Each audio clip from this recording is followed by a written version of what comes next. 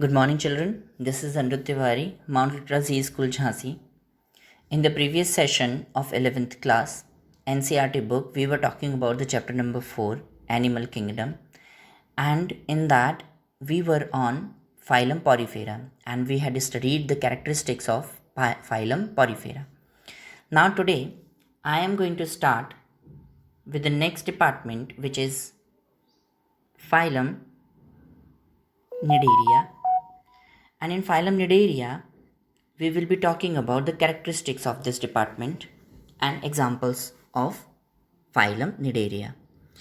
In Porifera, as we had already studied, that they are mostly marine and they are asymmetrical and they have cellular level organization. Whereas now we are going to talk about another department, which is Cnidaria, where in Cnidaria they are also mostly aquatic, mostly marine. They are sessile, that means they cannot move from one place to another. Sometimes they can move also, they are free living, free swimming, and they have radial symmetry, whereas the Porifera department was asymmetrical. Okay, one thing, they have tissue level organization. On the other hand, if you see Porifera, it has only cellular level organization. The department Cnidaria also is diploblastic. Why? Because it is tissue level organization and they have two germ layers of body, ectoderm and endoderm. They are acelomate and coelomate both, and they have only one single opening. They don't have mouth and anus, two openings, but they have mouth, and mouth acts as anus also in them. They show two types of body. They have two types of body organization, which is one is known as polyp and one is known as medusa. Polyps are mostly sessile. They are unable to move from one place to another and mostly fixed and mostly cylindrical, and they don't have any gonads, that means no sexual organs, such as example Hydra, Adamsia. And Medusa on the other hand is mostly free swimming and they are umbrella like, and one of the examples you must be knowing, which is very famous, jellyfish. And they have gonads also, that means sexual organs are present. And this is the entire. Sometimes some cnidarians also show both type of body types, medusa and polyp, both of them. This is all about phylum Cnidaria. The next department is phylum Ctenophora. So we are going on to the next.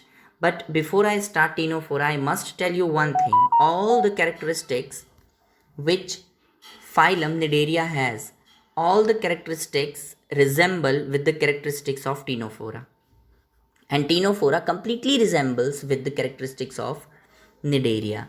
The only difference between them is why Ctenophora is another phylum and it is the organisms of this department are not kept under Cnidaria. Only if you see, I tell you there are only two differences. Number one, that all the cnidarians don't have bioluminescence power. Ctenophora department has power of bioluminescence, that means they can emit light. One, this is the first. And the second one, that they are known as comb jellies. That means over their body you can see comb like structure, such as this is one example I am giving you. This is one organism and they will have comb like structure like this. This is comb like structure. Okay, and just because of this structure and just because of bioluminescence, just because of two major characteristics, they differ from Cnidaria department, from the department of Hydra. The Ctenophora are kept under a different phylum, which is known as Ctenophora. Okay, they are commonly known as comb jellies, sea walnuts. They are mostly marine, diploblastic, radially symmetrical. That means all the features will be same as it was in Cnidaria. And they also have tissue level organization. Okay, only the point is body bears 8 ciliated comb plates, one for the locomotion, and number second bioluminescence is present in ctenophores. These are two major differences between Cnidaria and Ctenophora. Otherwise, both the animals are similar. So, the examples are Ctenoplana, okay, and Pleurobranchia. These are the examples of Ctenophora department. The next department comes is phylum Platyhelminthes, and they are also known as flatworms. They have dorso-ventrally flattened body, bilaterally symmetrical, triploblastic, acoelomate. Try to understand once again that they have flattened body, bilateral symmetry, whereas Ctenophora and Cnidaria, they both had radial symmetry, they have bilateral symmetry. Human beings also have bilateral symmetry. They are triploblastic, whereas Ctenophora and Cnidaria, they both were diploblastic. They are triploblastic. 1. They are acoelomate, just like them. They are also acoelomate, and they have organ level organization which is different from all the departments which we studied previously, such as Porifera, Cnidaria, Ctenophora. They all don't have any organ in their body. They are either cellular level organization or the tissue level organization. This is the first department which has organ level organization. That means organs are formed in their body. Okay, they have hooks and suckers present. Okay, because sometimes when they are parasites and they live inside the body of host, they need hooks and suckers. Hook does what? It attaches its body to some organ of the host, and sucker sucks the nutrient and the material from the host. For excretion also, they have a special type of cell which is known as flame cells. Okay, and this flame cell works osmoregulation as well as excretion. Such as in human beings, there are kidneys. In Platyhelminthes, there are flame cells which do the function of excretion. Fertilization is internal, that means inside the body of Platyhelminthes. Development is indirect, that means after fertilization, internal fertilization, the larva or the new ones which are going to be produced of the zygote develops outside the body of female or outside the body of organism. They are hermaphrodite. Hermaphrodite, that means both male and female, both the sex organs are found only on one organism. Examples such as Taenia, Planaria, Fasciola, these are the examples of Platyhelminthes. The next department is Aschelminthes. Aschelminthes, this is the department of Ascaris, also known as roundworm. They are mostly free living, aquatic, sometimes parasitic also, such as Ascaris, which is parasitic. They can be parasitic on both animals as well as on plants also. They also are bilaterally symmetrical. They also triploblastic. Platyhelminthes was acoelomate and they are pseudocoelomate. That means somewhere Ascaris is developing, Ascaris is the department which is developing the third layer of germ layer, which is mesoderm. That is why they are pseudocoelomates. Okay, alimentary canal is complete with well-developed muscular pharynx. They are dioecious, that means male and female are on different body. That means male is different and female is different. Females are mostly longer than the males. This is the characteristic feature of Aschelminthes. And the examples are Wuchereria, Ascaris. These are the examples of Aschelminthes department.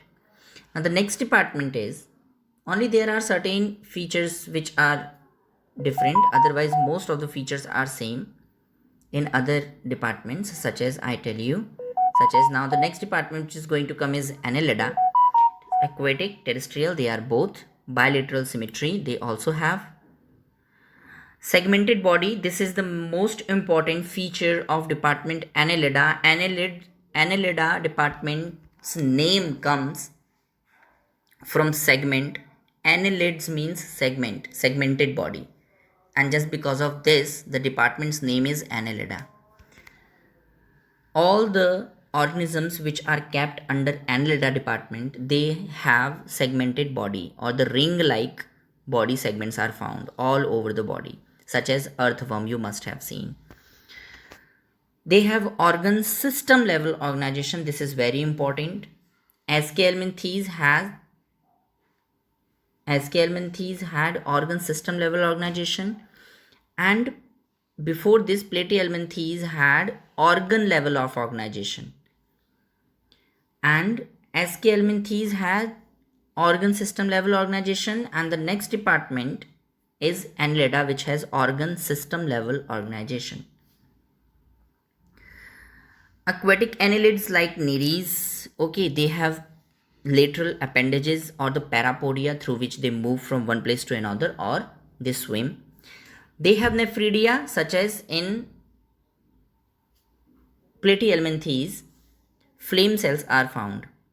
In the same manner, annelids have nephridia for the excretion process. Okay. And Aschelminthes have excretory pore for excretion process. The next thing, they also have neural system. That means they can sense the environment or the stimulus, any change in the environment. Whereas Aschelminthes, they don't have any sense organ. Platyhelminthes and department before Platyhelminthes, they don't have any sense organ or any neural system to sense any change in the environment. Annelida is the first department which has neural system. That means they can sense the environment. Okay. Sometimes they are monoecious. That means one organism only contains male and female both the sex. And sometimes they are dioecious. That means male and female are different. Such as Nereis is dioecious and earthworm is monoecious.